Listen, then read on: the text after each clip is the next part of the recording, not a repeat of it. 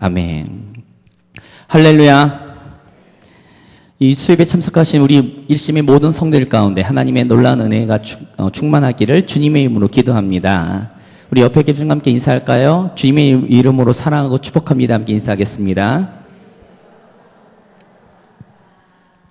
한 번 더 우리 믿음으로 결단하면서 인사하겠습니다. 오직 주만 섬기는 교회와 성도가 됩시다. 함께 인사하겠습니다. 네. 2010년 류승헌 감독이 만든 부당거래라는 영화가 있습니다. 잠시 줄거리를 이야기하면요. 그 영화상에서 온 국민이 경악해 할 만한 연쇄살인 사건이 일어납니다. 그 연쇄살인 사건을 해결하려고 경찰들이 아무리 노력을 해도요. 해결이 안 됩니다. 그러다가 대통령이 대국민 담화를 발표해요. 본인이 나서서 이 범인을 잡겠다. 그런데 그 와중 속에 유력한 용의자가 불의의 사고로 죽습니다. 이제 큰일 났어요. 대통령이 공약을 했는데 이거는 지금 해결될 방안은 없고 계속 미궁 속으로 빠져들고 그래서 짜고 치는 고스톱을 합니다. 그래서 경찰들이 이제 범인을 하나 연기시킵니다. 많은 돈과 여러 가지 약속을 하고 연기를 해서 이 연기한 용의자를 범인으로 몰고 감옥에 집어넣죠. 재판을 받게 합니다. 그리고 끝난 줄 알았는데 그때부터 그 부당거래 가운데 이루어지는 그 상황 속에서 서로의 이해관계 속에 끊임없이 부당거래를 이루는 장면. 그래서 그 영화 제목이 부당거래인데 이 영화가 재밌는 건 이겁니다. 이 영화 속에서 각본 쓰는 검사, 그리고 연출하는 경찰, 그리고 연기하는 스폰서, 이 세 부류가 끊임없이 어떨 때는 을이 됐다가 어떨 때는 갑이 되고 막 이렇게 막 뒤치닥 엎치닥 하는 그런 장면이 이 영화에서 나오고 이 영화가 지금 우리가 살고 있는 현대의 부조리함들을 대변해 주고 고발하는 그런 영화로 자리 잡습니다. 제가 오늘 설교를 하기 전에 이 영화 스토리를 여러분들과 나누고 싶은 게 아니고요. 이 영화에 그 검사 역할을 맡았던 유승범이 했던 대사가 한마디가 있습니다. 그 했던 대사가 어떤 대사냐면요. 이런 거예요. 호의가 계속되면 그게 권리인 줄 알아요. 라는 대사예요. 다시 얘기해 드릴게요. 호의가 계속되면 그게 권리인 줄 알아요. 라고 하면서 이제 이렇게 막 이제 하는 장면이 나오거든요. 제가 오늘 본문을 보면서 이 부당거래에서 류승범이 했던 이 한마디 대사가 끊임없이 제 가슴을 두들기고 있었습니다. 오늘 본문 가운데 왜 제가 이 대사가 제 마음을 두들겼는지 우리 성도님들과 함께 본문을 좀 살펴보면서 나눠보려고 합니다. 우리 말씀을 잠시 보기 전에 제가 8장을 좀 안 했어요. 8장을 안 했는데 8장의 내용은 이겁니다. 에스라가 제2차 포로 귀환을 한 장면이에요. 그래서 어떻게 예루살렘으로 왔다 이것을 이야기하는 장면인데 학사이자 제사장이었던 에스라가 이제 유다 백성들을 데리고 제2차 포로 귀환을 하고 예루살렘에 도착했습니다. 도착했는데 에스라의 귀에 들리는 이상한 얘기가 있어요. 그 이야기가 1절과 2절의 얘기입니다. 같이 읽겠습니다. 이 일 후에 방백들이 내게 나와 이르되 이스라엘 백성과 제사장들과 레위 사람들이 이 땅 백성들에게서 떠나지 아니하고 가나안 사람들과 헷 사람들과 브리스 사람들과 여부스 사람들과 암몬 사람들과 모압 사람들과 애굽 사람들과 아모리 사람들의 가증한 일을 행하여 그들의 딸을 맞이하여 아내와 며느리로 삼아 거룩한 자손이 그 지방 사람들과 서로 섞이게 하는데 방백들과 고관들이 이 죄에 더욱 으뜸이 되었다 하는지라. 에스라가 예루살렘에 도착했는데 방백 중에 몇몇이 와가지고 이런 얘기를 하는 거예요.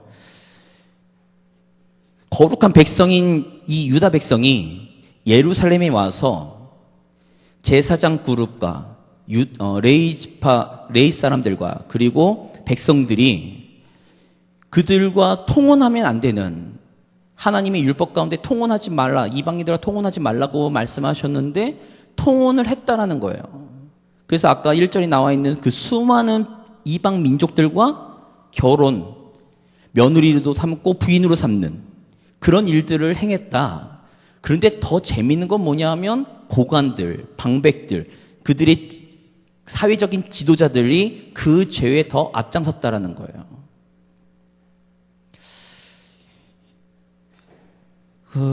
가나안 정복을 하기 전에 하나님께서 모세를 통해서 이방 여인들, 이방 남자들과 통혼하지 말아라, 결혼하지 말아라 라고 말씀하셨어요. 그러면 이게 그냥 육체적인 결혼을 금지한 것인가? 라고 했을 때 룻기를 보면 그렇지 않습니다. 룻기를 보면 모압 여인인 룻이 예수님의 계보인 다윗의 그 집안에 결혼에 들어가는 장면이 나오잖아요. 그러니까 이게 육체적인 결혼을 금지한 것이 아니라 이 이면에 있는 우상 숭배, 그 이방 여인들이 섬기고 있고 그 이방 남자들이 섬기는 그 우상들이 그들 거룩한 하나님의 백성인 이스라엘에게로 유입되는 것을 금지하신 거였어요. 그냥 육체적인 결혼, 그리고 그냥 같이 살고 안 살고 이런 문제가 아닌 그들 이면에 있는 영적인 문제들을 하나님께서는 금지하셨죠. 그런데 사실 이스라엘이 70년 동안 그 포로로 살게 된 가장 큰 계기가 무엇이냐라고 하면 이사야서, 에레미야서를 보면 그들의 영적 우상 숭배 때문에 그렇습니다.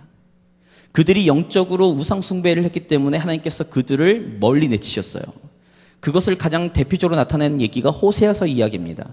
호세아와 창녀 고멜과의 관계를 통해 하나님이 끊임없이 영적으로 간음하는 이스라엘을 향해서 끊임없이 그들에게 돌아오라고 말씀하시는 하나님의 사랑의 음성을 들려주는 그 장면이 나오거든요.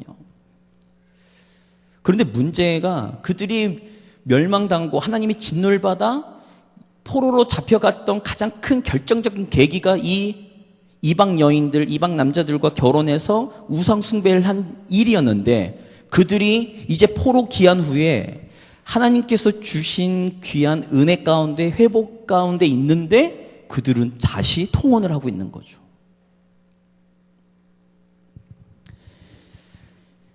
우리 성도님들은 어떻게 생각하십니까? 이게 지금 말이 되는가? 사람이요, 제가 가지고 있는 철칙이 하나 있어요. 뭐냐면, 사람이 한 번 실수할 수 있습니다. 사람이니까요. 사람이 두 번 실수할 수 있습니다. 그런데 세 번째부터는 고의거든요. 이스라엘 백성들은 지금 자신들의 처지 가운데 지금 하나님의 은혜 가운데 그들은 다시 예루살렘에 돌아와서 포로가 아닌 하나님의 백성으로 살 수 있는 그런 겉으로 보여지는 문화들은 어느 정도 형성해 놨습니다. 하나님의 인재 상징인 성전도 건축했죠. 재건했습니다.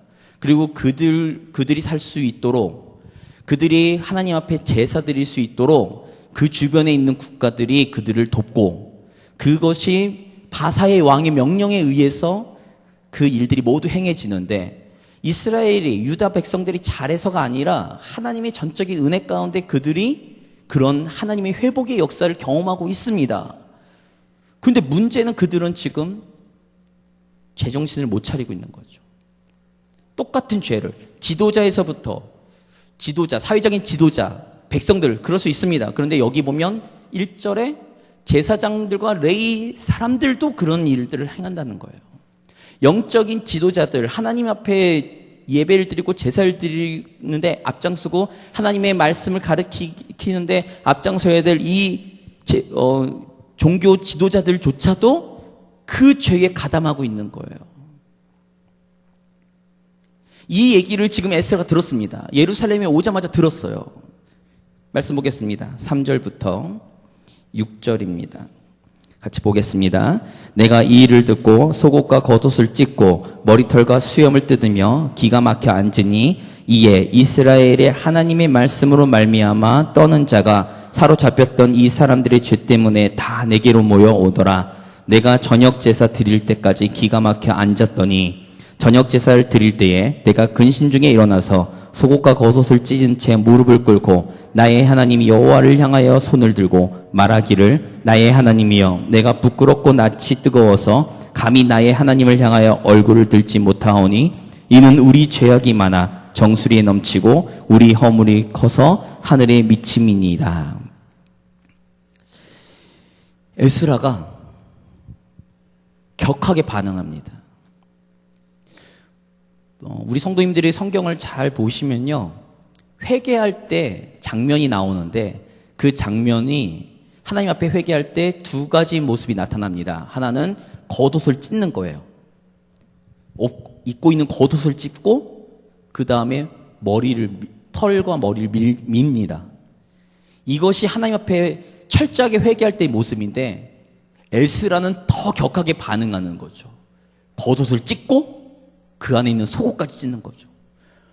얼마나 어이가 없으면 그렇게 속옷과 겉옷과 자기의 수염과 그것들 다 밀고 그 다음에 어이가 없어서 앉아 있는 거예요. 저녁 제사를 드릴 때까지. 근데 지금부터 나오는 건 에스라의 회개 기도 장면인데 저는 이 장면을 보면서 한 가지 의문점이 들었습니다. 뭐냐면 에스라가 기도할 때 이렇게 기도해요. 우리의 죄악이 라는 표현을 씁니다. 우리 성도님들, 에스라는 철저한 경건주의자예요. 그는 철저하게 하나님 앞에 그의 삶을 하나님의 말씀대로 살려고 노력하는 사람이었습니다. 그리고 이제 예루살렘에 도착했어요. 이방 여인들과 통혼하지도 않았습니다. 그런데 에스라의 고백 가운데 저는 물음이 하나 생겼습니다. 왜 우리라는 표현을 계속 쓰는가? 그러면서 아까 읽었던 6절에 보면 내가 감히 하나님 앞에 얼굴 들지 못하겠다는 거예요. 내가 감히 하나님 앞에 얼굴 들지 못하겠다는 얘기죠. 전 이 모습을 보면서 오늘날 우리의 신앙과 특별히 교회 안에서의 리더에 있는 분들이 뭔가 착각하고 있는 건 아닌가 싶습니다. 우리는 신앙을 철저하게 개인주의화 시켰습니다. 그래서 나와 하나님과의 관계. 그러다 보니까 이제 앞에서 제가 이렇게 설교를 하잖아요. 설교를 하면 그 말씀 가운데 어떤 부분에 있어서 지적하는 것들이 있으면 그것들이 나와 상관없는 얘기면 그냥 넘깁니다. 앉아 계신 분들 거의 다 그렇죠? 그런데 내 눈에 보니 어떤 사람이 그 앞에 하나님의 말씀 가운데 잘못된 일을 하고 있어요. 그러면 우리의 반응은 어떻습니까? 나는 그 죄에서 벗어나 있는 사람이니 그 사람을 향해 나는 정죄를 하죠. 당신 그렇게 살면 안 돼. 그 앞에서 얘기하면 그나마 낫습니다. 그 앞에서 얘기도 안 합니다. 뒤에서 얘기하시죠. 그런데 에스라의 모습은 좀 달라요. 뭐냐면 그 공동체, 자기가 지금 포로 귀환 후에 예루살렘의 그 신앙의 공동체 안에 들어온 그 순간부터 그 공동체의 죄는 자신의 죄랑 동일시합니다. 그래서 하나님 앞에 회개하는 거예요. 에스라는 회개할 필요가 없습니다. 그런데 그는 회개해요. 나와 같은 공동체, 나와 같은 신앙의 공동체, 그들의 죄를 하나님께서 용서해 주지 않으면 하나님 앞에 내가 어떻게 나아갈 것인가에 대한 그런 두려운 마음을 가지고 그는 회개 기도하고 있는 거죠. 저는 감히 좀 부탁드립니다. 우리 일신교회 리더의 자리에 계신 분들, 우리 지금 여러분들이 속해 있는 신앙의 공동체가 회복을 하고 싶습니까? 하나님 안에서 회복하고 싶습니까? 그리고 하나님 안에서 더욱 가까워진 하나님과의 친밀감을 느끼고 싶으십니까? 하나님으로부터 시작된 부흥의 역사를 경험하고 싶으십니까? 그러면 에스라와 같은 마음을 가지셔야 됩니다. 이 공동체, 내가 속해 있는 이 공동체의 죄는 내 잘못이죠. 왜냐하면 나와 함께 동고동락하는 믿음의 지체들이니까 말이죠. 비록 내가 죄를 짓지 않았다 할지라도 그들의 죄가 나의 죄인 것처럼 나도 책임이 있다라는 그 마음에 하나님께 함께 기도하며 무릎 꿇고 울며 하나님 앞에 나아갈 때 10장에서 모든 그 잘못했던 이스라엘 백성들이 그들의 삶을 청산하고 하나님께로 나아오는 회복의 역사, 부흥의 역사가 일어났기 때문에 그렇습니다. 말씀 보겠습니다. 7절부터입니다. 7절부터 읽겠습니다. 7절만 읽어보겠습니다. 우리 조상들의 때로부터 오늘까지 우리의 죄가 심함에 우리의 죄악으로 말미암아 우리와 우리 왕들과 우리 제사장들을 여러 나라 왕들의 손에 넘기사 칼에 죽으며 사로잡히며 노략을 당하며 얼굴을 부끄럽게 하심이 오늘날과 같으니이다. 7절에서부터 9절까지 말씀을 쭉 읽으면요, 자신들의 조상들의 하나님 앞에 말씀대로 살지 못해서 하나님의 뜻을 따라 살지 못해서 범죄에서 우상 숭배에서 자신들이 멸망당하고 포로로 잡혀갔지만 하나님의 은혜 가운데 자신들이 다시 돌아왔고 회복되었다라는 거예요. 그 이야기들이 쭉 진행되고 있습니다. 하나님께서 그들을 긍휼히 여기시고 그들이 다시 한번 예루살렘에서 하나님의 백성으로 살아갈 수 있도록 성전 건축하는 것부터 바사 왕들의 마음을 움직여서 그들에게 공급해주고 그들이 홀로 설 수 있도록 끊임없는 환경들을 만들어주신 것은 하나님의 은혜라는 것을 고백하고 있습니다. 자신들이 지금 이 자리에까지 온 것은 하나님의 은혜인 거죠.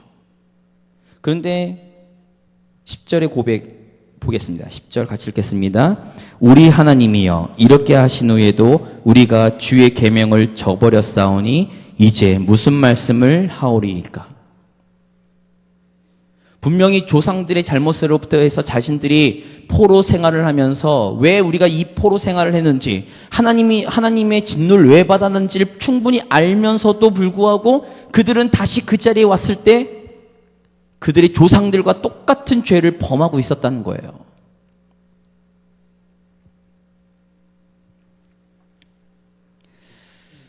우리 성도님들에게 제가 한번 묻고 싶습니다. 우리 성도님들에게. 우리는 이 이스라엘을 보면서 지금의 유다 백성들을 보면서 어떤 생각이 드시나요? 그렇게 경험했는데도 불구하고 다시 하나님 앞에 범죄한다는 거.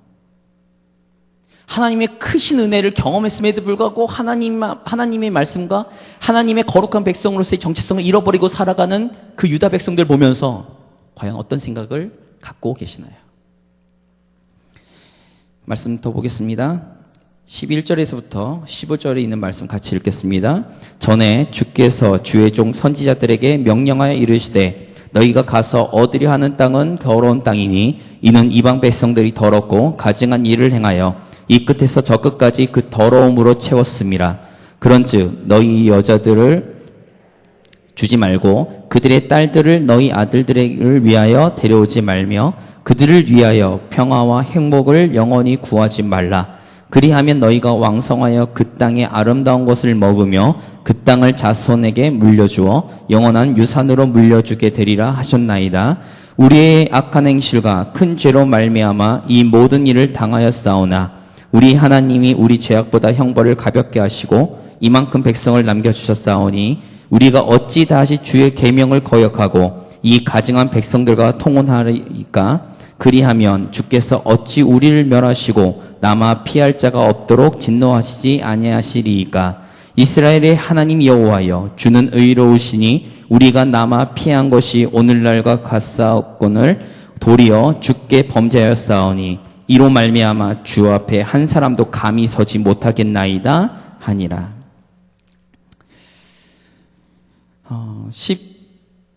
11절 이후부터 나오는 이 이야기는 레위기 18장 24절에서 27절에 있는 모세의 율법에 근거한 얘기입니다.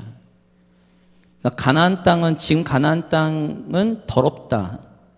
그 이유가 그 백성들이 악하고 더럽기 때문에 그렇다. 그러니 너희는 그들과 통혼하지 말아라. 이것이 하나님의 명령이었습니다. 근데 그 여호수아서를 자세히 보면, 여호수아서 사사기를 자세히 보면 그들이 하나님의 말씀, 이스라엘 백성들이 하나님의 말씀을 온전하게 지키지 않습니다. 그래서 몇몇 족속들은 자신들의 종으로 삼죠. 그래서 사사기에 엄청난 문제가 생깁니다.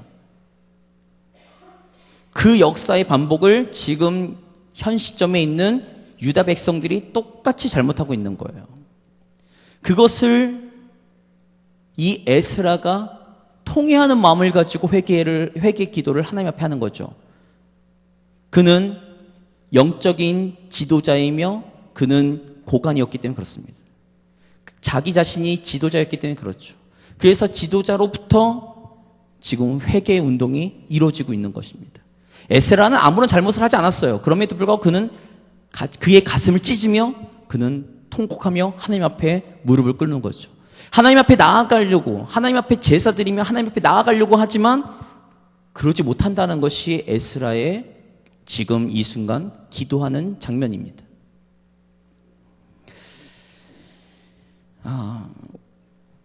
우리 성도님들, 아까 제가 질문 드렸는데 어떤 생각을 갖고 계신지 모르겠습니다만, 저는 에스라 9장을 쭉 보면서 아까 부당거래에서의 류승범이 던진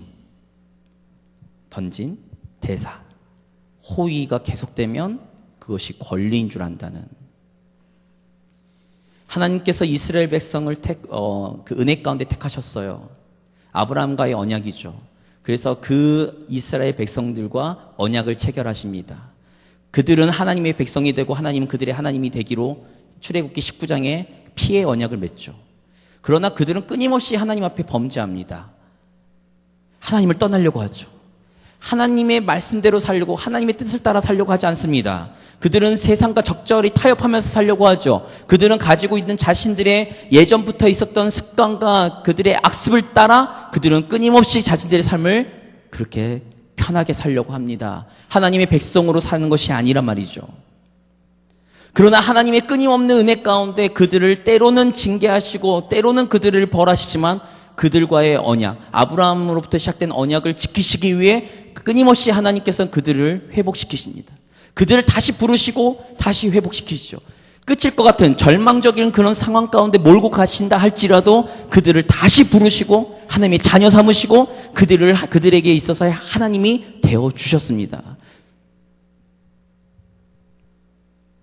근데 사사기를 잘 보면요, 그들은 점점 악해집니다. 이스라엘은 점점 악해집니다. 그들의 마음에 양심의 화인을 맞았어요. 더 이상 양심의 가책을 느끼지 않습니다. 왜 그럴까요? 왜 그러실 것 같습니까? 그들에게 베풀었던 하나님의 은혜가 어느 순간 그들은 자신이 누려야 될 권리라고 생각하는 거죠. 하나님께서 당연히 회복시키셔야 되고, 하나님께서 당연히 그 말씀 가운데 언약하신 것을 지키셔야 되고, 하나님께서는 우리를 백성 삼으셨으니 끝까지 책임져야 된다라는 그들의 말도 안 되는 권리를 주장하기 때문에 그렇습니다. 저는 오늘 이 말씀을 준비하면서 제 자신에게 물어봤어요. 하나님, 이 말씀이 과연 나에게 어떤 말씀일까요? 지금 이스라엘의 모습이 내 모습은 아닌가요? 죽을 수밖에 없는 죄인이었던 내 모습이 정말로 나의 자력으로는 하나님께로 나아갈 수 없는 그러한 죄인이 내 모습인데, 하나님의 한량없는 은혜 가운데 하나님의 자녀가 되었음에도 불구하고 나는 끊임없이 죄를 지어서 하나님 앞에 나아갈 수 없는 존재임에도 불구하고 하나님께 예배드리며 하나님과 동행하며 하나님의 자녀로서의 그 특권을 누리고 있는데, 어느 순간 나는 그것이 너무 당연해진 거는 아닌가. 하나님께 나아가서 회개하면 하나님께서는 끊임없이 받아주시고 끊임없이 우리를 용납해 주시기 때문에 어느 순간 내 마음에 있는 양심은 더 이상 이제 작동하지 않고, 죄를 지어도 당연히 하나님 앞에 나아가서 회개하면 하나님께서 용서해 주리라는 그런 권리만을 주장하고 있지는 않는가. 그래서 점점 죄에 무뎌지고 점점 내 자신을 합리화시키고 있지는 않는가? 이것이 오늘 에스라 9장에서 하나님이 저에게 주시는 음성이었습니다. 앉아 계신 우리 성도님들 어떠신가요? 지금 우리가 드리는 이 예배 너무나 당연한가요? 우리의 기도가 하나님께서 응답해 주실 것이 너무나 당연한가요?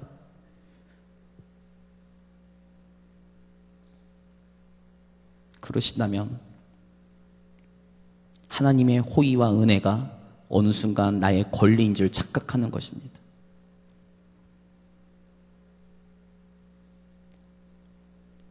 끊임없이 죄를 짓는 이 벌레만도 못한 우리가 예수 그리스도의 십자가와 부활의 은혜를 힘입어 오늘도 우리는 아무 공로 없이 하나님 앞에 예배드리며 하나님의 자녀로서의 특권을 누리고 있는데 어찌 우리는 감사함이 없고 우리는 어찌 하나님 앞에 예배드리는 감격과 찬양의 기쁨을 누릴 수 없을까? 한번 생각해 보셔야 됩니다. 나는 너무 무뎌지고 있는 건 아닌가? 그것이 요한계시록에 나와 있는 에베소 교회의 첫사랑을 잃어버린 이야기죠. 우리는 그냥 자격이 없지만 하나님의 한량없는 은혜와 예수 그리스도의 희생과 성령님의 오늘도 우리를 두드리시는 그 감동하심 때문에 우리는 그냥 은혜 가운데 살고 있는 것입니다. 우리가 예배드리는 이 자리가 당연한 권리의 자리가 아닌 하나님의 은혜의 통로인 거죠. 근데 어찌 우리는 예배를 그저 그냥 형식적으로 떼어버리고 우리 삶 가운데 인도하시는 그 하나님의 자녀로서의 삶을 살 수 없는 우리가 자녀로 살고 있는 특권을 누리는데 어찌 그리 그것이 당연한지. 하나님의 자녀답게 살려고 발버둥 치지 못할 망정 하나님 앞에 죄를 범하면서도 그 죄의 가책도 느끼지 않는 우리의 모습은 어찌된 일인지 돌아보셔야 됩니다.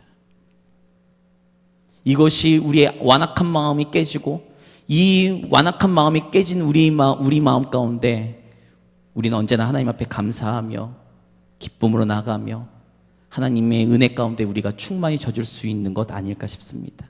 오늘 시간 이스라엘처럼 유다 백성들처럼 우리가 하나님의 은혜를 우리의 특권으로 우리의 권리로 잘못 착각하지 마시고 끊임없는 하나님의 은혜 가운데 우리가 감사하며 첫마음, 첫사랑을 잃어버리지 않는 저와 우리 일신교회 성도님들이 되어서 언제나 우리의 예배와 우리의 삶 가운데 하나님을 향한 감사와 기쁨이 천국에 대한 소망을 언제나 누리며 사시기를 주님의 이름으로 기도합니다.